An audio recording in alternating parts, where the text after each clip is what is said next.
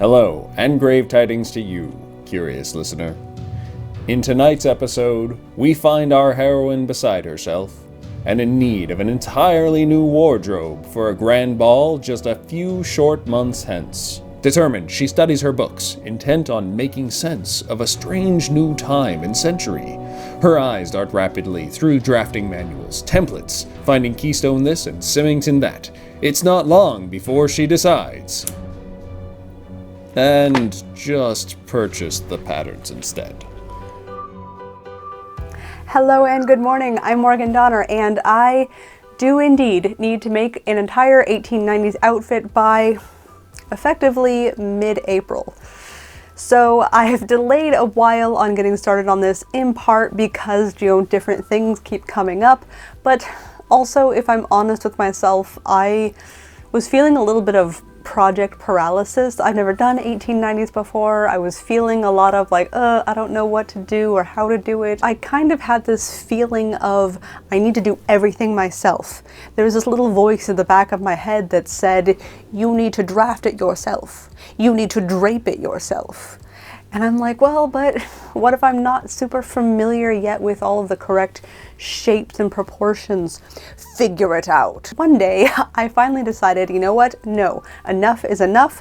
I squashed that little voice and said, I can just buy a pattern. It's fine, especially for my first 1890s outfit. I think it's very reasonable. I know it seems very silly, but sometimes it takes a bit of convincing yourself that how you're going to go forward with the project is actually okay. So I finally did my convincing. I got truly Victorian patterns because I've heard lots of really great reviews for them. I also got myself an Atelier Sylph corset pattern. She has this really great antique collection of corsets, and she patterns those corsets and sells the patterns. And I had a lot of fun making a lot of mock-ups over the past week. This is mock-up number 4, and I think we're doing pretty good. I think it's about right. I'm a big advocate for this thing with mock-ups that I do where once you're pretty close to the end of your mock-up, wear it for a while, especially with anything that's really structured like a corset or a bodice with a lot of boning and structure in it. You may find that there's a spot that starts to rub after a while, or maybe after wearing it for a day, the fibers have relaxed and loosened a little bit and you realize that a spot that you thought might be trouble is actually probably fine. This project is going to be done in collaboration with Costuming Drama. So we are going as Aziraphale and Crowley from Good Omens, and I'm so excited. Aziraphale wears lots of ivory, cream, white, tan, beige, which is actually really, really perfect for 1890s, especially 1890s ball gowns. They seem to just love tossing cream and lace all over everything, which I think is going to be so perfect for Aziraphale. Yes, so excited. I love having a theme when making something. If I don't have a specific portrait that I'm copying, then having kind of a thematic thing going on is really, really nice. That's also perfect because the sponsor for today's video is Audible. I'll talk a little bit more about that later, but I am totally going to go ahead and give the Good Omens audiobook another listen while I'm working on this project, because I thought that'd be a good thematic motivator while I tackle some of these very first mock-ups. I have several options to start out with. I think I'm going to go from inside out, so why don't we start off with the chemise and drawers and then make our way over to petticoat, skirt, and bodice. So I have high hopes to getting as many of these done over the next 12 hours as I can. So let's see. Now when I say done, I mean mock-up. Just so your expectations are set. I'm not going to have any finished products by the end of this. Well, maybe that's a lie. With the chemise and drawers, I will probably go ahead and do my mock-up out of linen. They don't need to be very fitted, so I think that maybe it'll actually be the final version for these. We'll see. I have hopes. I'm also going to listen to my book, which I'm very excited about. Definitely spoilers for Good Omens in this video. This is Audible. Harper Audio presents Good Omens by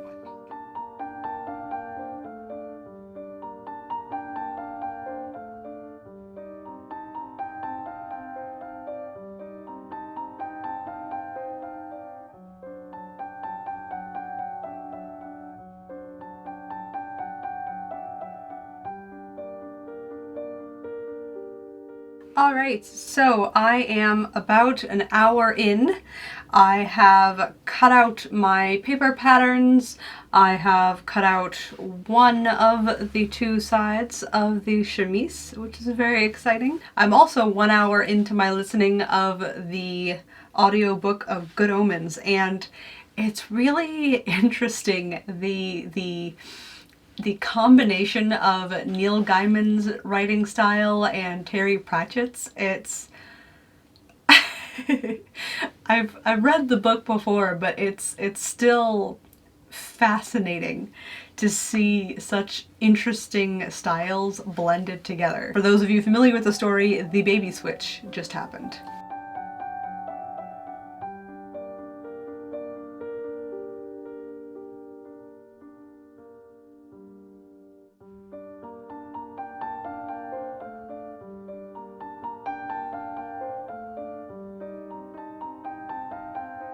Alright, so hour number 2 is down. Crowley and Aziraphale have just kind of agreed with each other that they will attempt to both raise the child in a way that is for their side and hopefully, you know, doesn't bring about the end of the world. We'll see. And I have cut out all of my chemise pieces, and I've also ended the tops of the kind of sleeve strap areas with some little reinforcing squares as per the instructions. Next up, after sewing the front and the back pieces together, would be finishing the neckline, which I might be a little bit stuck on, because you're supposed to finish it, like the instructions to finish it are zigzag it and then toss some lace on it. At least that's how I'm reading the instructions, so I'll read over it again, and unfortunately the only lace I have that is kind of the insertion ribbon style is not quite enough for the full neckline. It's close, but not quite. So a trip to the store may be in order. I have a lot of lace, but it's all like 16th century style lace, which doesn't have a lot of that ribbon insertion type stuff, so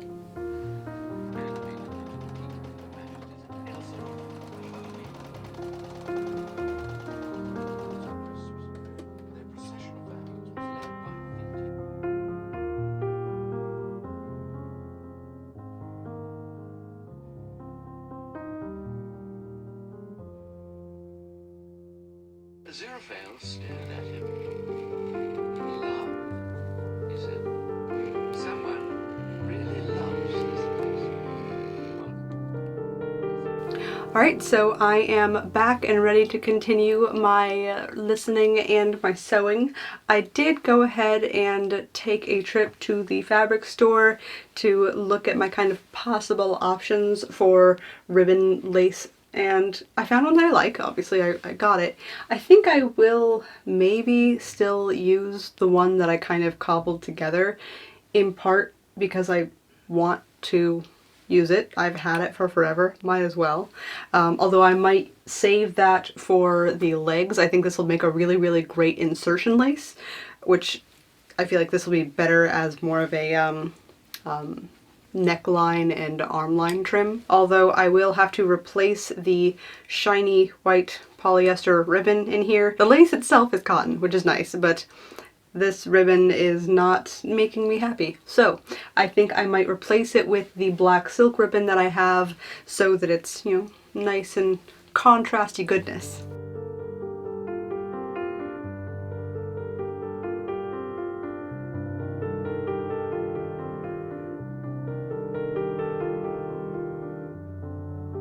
Something rather like a grave.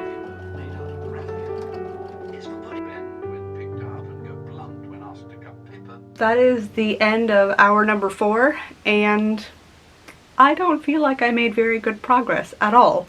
I felled one side seam and I stitched on one of the little sleeve floofs. I also rethreaded some of my lace with the black ribbon instead of the white ribbon that it came with. I think that might be about it. Yeah, my last hour here was not very productive. I would be really bummed if I got to the end of this and all I had was one chemise. I was trying, kind of maybe hoping to have mock-ups or like basic versions of several garments. So I need to pick up speed. I finished up sewing the little arm sleeve thingy ruffles on both of these shoulders. I pinned and started to get ready this whole neckline trim area. I'm gonna sew it here in a second. Oh, and in the 5th chapter, no, not 5th chapter, 5th hour of the audiobook, we're introduced a lot to the kind of personality and dynamics of Adam's group, his little group of friends, which is very fun, and we're starting to see some of his influence on the world, which is very exciting. I really enjoy something about this book that's both a very fun overall premise, which is kind of the end of the world, and the nitty-gritty like flavor of it that is so interestingly Terry Pratchett and Neil Gaiman. There's something about the personality of this book that I really love. I have sewn on the lace to one of the little sleeve ruffle flaps, and then I need to sew the lace on the second one here, and then I guess I need to do like a buttonhole situation.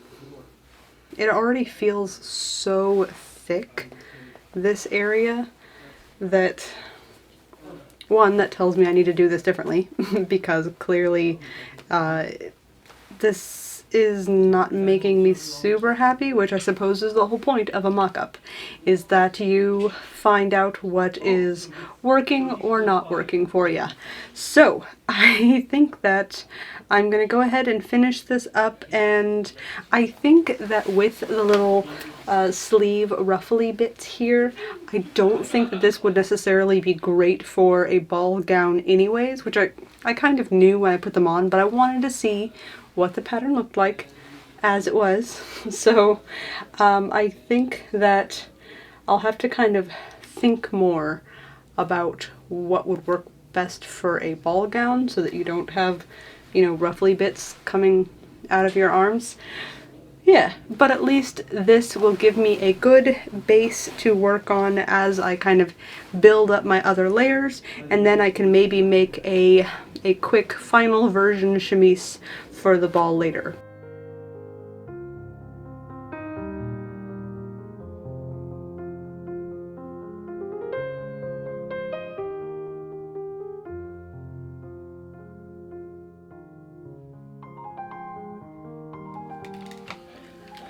Whew. Alright, so how many hours in am I? I don't remember. But I did finally finish off the chemise, which I have here. It's inside out because I'm a very put together person here, but it is done. It's kind of cute. I think it kind of works. You know, the little funny ruffly shoulder bits are surprisingly cute. So, you know.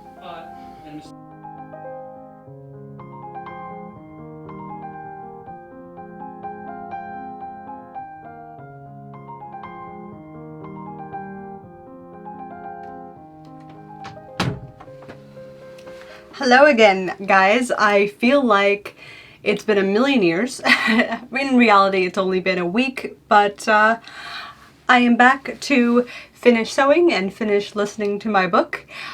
Oh, goodness. I feel like I kind of left my sewing room before in a little bit of a, on a down note. I was kind of really not feeling my chemise. Also kind of not feeling my drawers, even though I hadn't really done anything much more than cut them out. Yeah, that's kind of a bummer. So what I did though, like on my lunch breaks and such, I spent some time going through Pinterest, looking at old adverts of drawers and chemises. For example, I think there's a book, Victorian Dressmaking Techniques or some such. I've read it before, but oh my god, the difference between reading it once as like kind of a potential future project kind of concept versus here's a thing that I've done or I've half done, and reading advice on how to do it is just like, oh, it's so much more solid. So, oh my goodness, if you guys find yourself feeling kind of stuck on a project, I highly recommend going back and rereading some of the sources on that thing. I wish I had remembered that that book had so many really great like seam treatment advice things in it. I feel way more excited about my drawers here, and I have, I think, some solid ideas on what I want to do with it. I don't want to gather the drawers into a leg band, and my kind of further research confirms that. It seems like it's not really a thing by the time you get to the 1890s. I'm not gonna say it doesn't exist. I feel like I always have to put that caveat in there. But it seems like it was much more of a common thing earlier, and for 1890s and later, the kind of like just either straight or even like wide leg. I don't know that it's actually necessarily a wide leg. I think it's more like, you know, you have the crotch seam comes down, so the leg portion itself is straight or nearly straight, but then you almost universally have a ruffle, which will create a very wide leg effect. So yes, I'm feeling so much better about the direction I am heading, and I'm also so excited to get back to my book. Oh my gosh, guys, do you know how hard it is to have to like stop an audiobook that you're listening to and not just get to keep going? Like, because I'm restricting this book to this project. So I'm really glad that it's time to get back to it.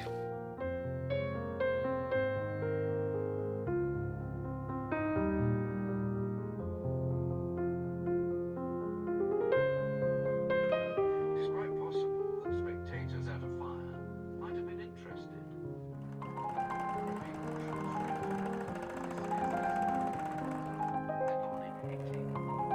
He hefted the knife, and with an experienced slicing motion,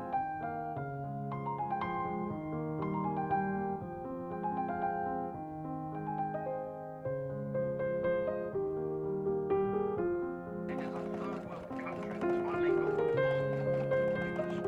bomb. Let's wait there. All right, said his leader. Don't see why. We are another hour down. I have mostly, I think, just pin tucked. That's pretty much all that's happened in the last hour. I did try two different techniques. First, I just put a pin in like every few inches, but I feel like that was not as neat as I would have liked. Very quickly I could tell it was becoming a little bit inaccurate, so I decided that I would switch gears and use just simply measuring and pencil lines on it. Pencil should wash out pretty easily on this, and if it doesn't, well, it's underwear. It's fine. That worked out way better. It was far neater, much more even and precise. I'm still deciding on whether or not I want to do a ruffle at the end of the leg. I do feel like it is kind of a very common feature, although I have seen in the magazines at least one example, I think maybe a couple, that didn't have ruffles at the end. Like just a few pleat tucks and that's it, or pin tucks. I kind of want a ruffle. I also kind of really need to get a move on. I guess I'll think about it. You know, when his grandson began, he was growing up quite quickly in a short time. Anathema shrugged. Not an easy move when you're pulling on a sense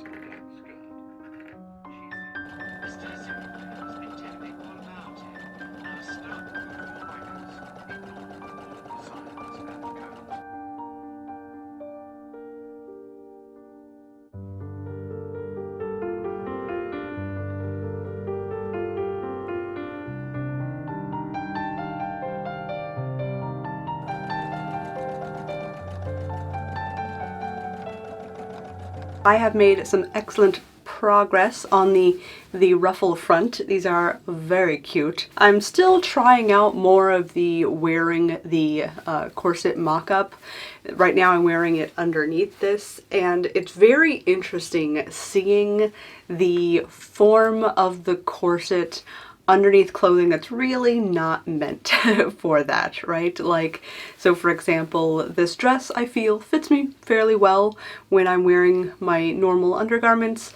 With the corset, the waist is like way too big. This is not tailored in to fit my bust the way it would be if it was an 1890s outfit, which makes sense. I definitely don't fault the dress for not being something that it's not meant to be.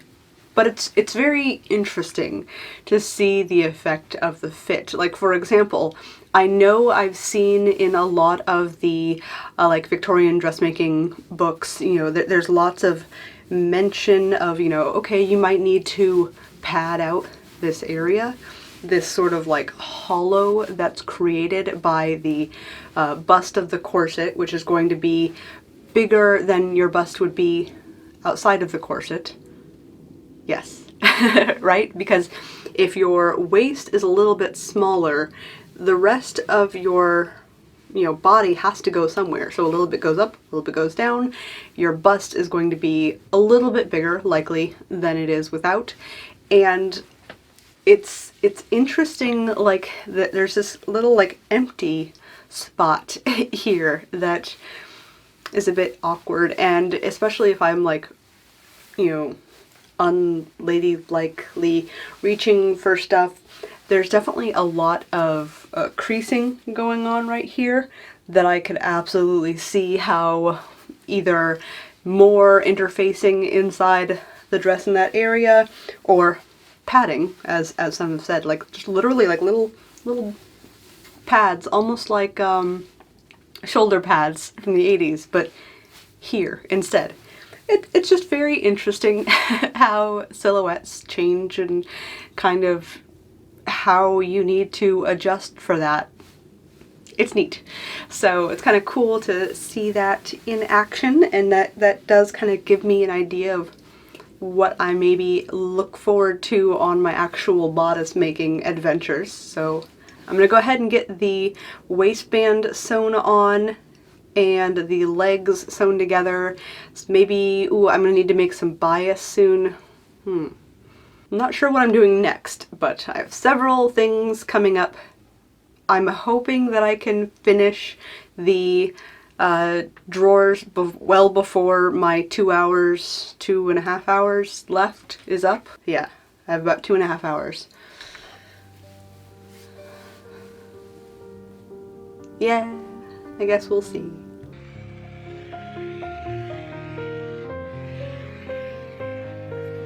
Oh my god, making bias strips using a rotary cutter is kind of life-changing. And if you are still cutting out bias strips using like marking with a pencil and like cutting it with scissors, oh my god, it's worth it just for the sake of being able to cut bias strips.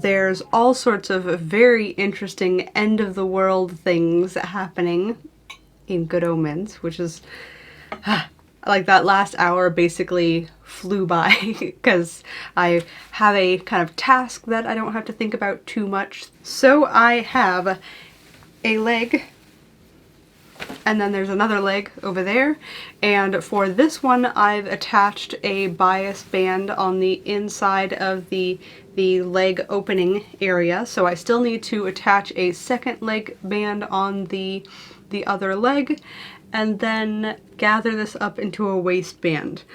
I'm I'm starting to doubt that I'm going to get any more done than the chemise and the drawers for this sort of a 12-hour project, but at least if I can get those two done, I'm pretty happy. So let me just keep on carrying on. To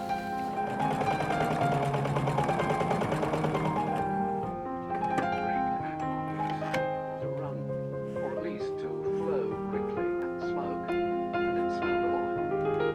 With a rolling Alright, so we are a little bit down to the wire at this point. I think I have half an hour left where we are firmly in epilogue territory of the book, so I am not done yet.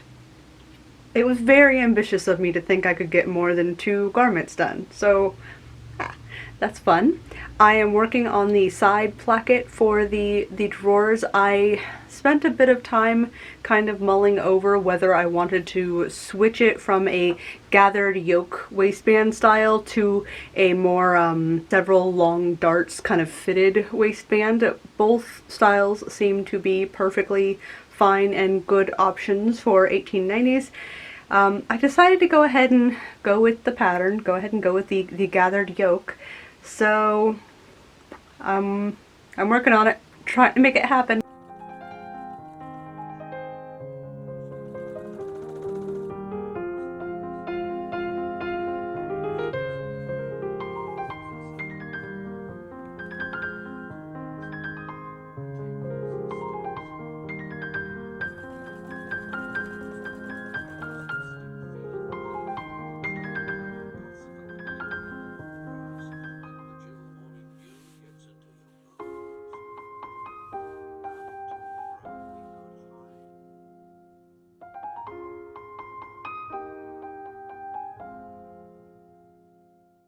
The time is done, the garments are made, the audiobook has completed, and I have thoughts. But first, let's talk a little bit more about Audible. Audible has most kindly sponsored this video, and I was so excited when they reached out to me because I cannot think of something that I could more wholeheartedly endorse. I've literally been listening to Audible for years and years and years, and I kind of can't ever imagine wanting to stop. Audible is the best way to listen to audiobooks, and every month you get 1 credit to listen to any title, like Good Omens perhaps. Not to mention that you can also listen to 2 Audible originals in the monthly selection in addition to other things. I really like to listen to audiobooks when I'm not only sewing on long projects like this, but every day when I'm on my way to work or when I'm on my lunch break. I just really enjoy being able to listen to stories, but also have my hands free. Even if you do end up deciding that you need to take a break, you can still listen to all of your Audible collection that you've already spent credits on. They are yours to listen to as many times as you like. So go ahead and go to audible.com/MorganDonner or text Morgan Donner to 500 and start listening with an exclusive 30-day free trial, 1 free audiobook of your choice, and 2 Audible originals absolutely free. Okay, on to talking about the end of this little project, I guess. Man, I started out knowing that I was going to be going to Bath for this Victorian ball months and months ago, and yet kind of just didn't start until like a week and a half ago. Partially, yes, I can blame it on various things that came up that I felt like I just needed to do first, like the shoes video that I posted recently, the big Secret Santa exchange that we did at the end of last year, that little purse giveaway that I actually originally meant to release, I think when I reached like 300,000 subscribers. That super did not happen. But all distractions aside, I was just feeling so uncertain in myself with such a new time and place sewing wise. I think I kind of really psyched myself out. One of the biggest inspirations for today's video is because I saw a video a few weeks back where someone was painting for 24 hours.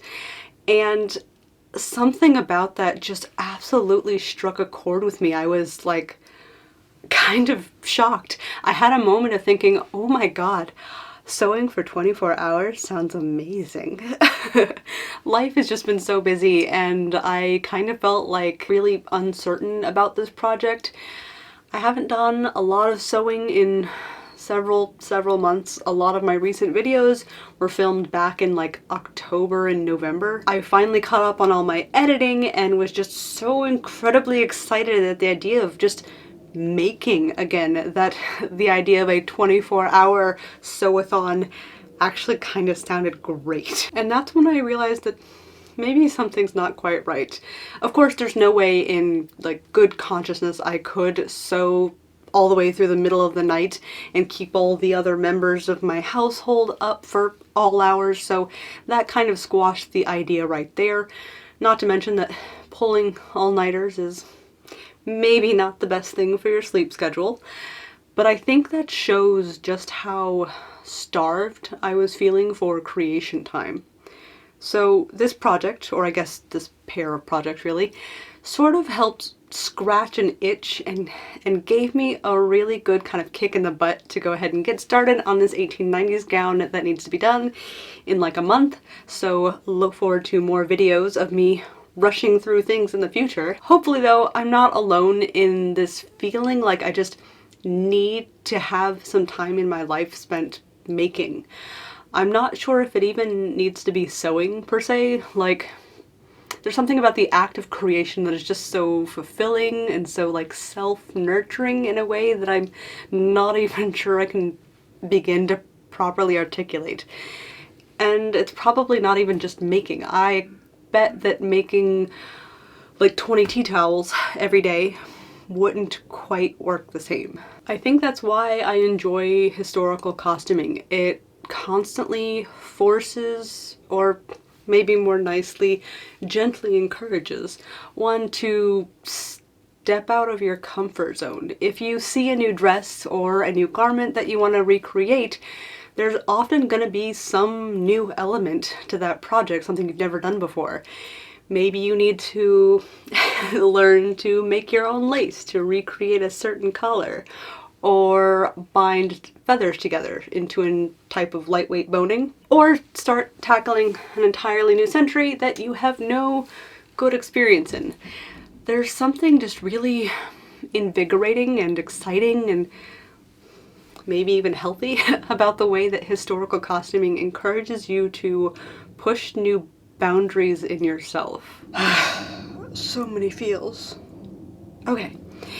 Now that my bizarre love letter to historical costuming is done, let's finally maybe talk about the actual project at hand. So my goal was to try and make some wearable mock-ups for several truly Victorian patterns. I ended up really only kind of getting to one of them. It happens.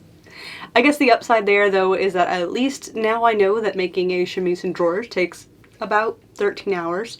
It would obviously take a bit more time if you were sewing it by hand or adding lots of insertion work, but I also feel like maybe it would take a little bit less time, for me at least, because I've cut out all the paper pieces and I put them together once before, so I have that experience. There are definitely some things that I think I would do differently if I were to try this again, like the lace here at the neckline. Instead of stitching it entirely on the fabric edge, I would probably instead stitch just to the very edge of the fabric so that this part here is just lace, no fabric underneath. And that would create a lot less bulky of an edge here. And it seems like that was pretty common in historical practice. I think I would also commit to just one style of shoulder seam. The pattern suggested a button and buttonhole here so that you can undo it for styles where shoulders wouldn't work. But then you wouldn't have this ruffle here, I think. Whatever the case, I think that this ended up really bulky here, and I'd want to plan better for that next time. I made this chemise very simply decorated, which I think is absolutely fine and documentable, but if I were to do it again, I would probably want to add all sorts of lovely lacy insertion work, because that's fun. So for the drawers, I feel like I was maybe trying to force an earlier Victorian style to work for 1890s. As far as I can tell, it looks like drawers usually ended at like just below the knee, while mine are definitely hitting mid-calf, so I probably should have adjusted the pattern for my short self. So if you're thinking of buying this pattern and trying it out for yourself, I do recommend it, with the caveat that I also strongly recommend that you get a copy of the book Authentic Victorian Dressmaking Techniques. I feel like that gave me a lot of confidence as to which seam treatments to use at various points for things, as well as a few different alternate options. And being from 1905, it's almost as good of a resource as I could ask for this project. It is the first week of March. I have two very basic 1890s garments, and I'm nearly dialed in on the pattern for the third one, so I just need to keep plugging along. Here's hoping that I don't just show up to the ball in underwear.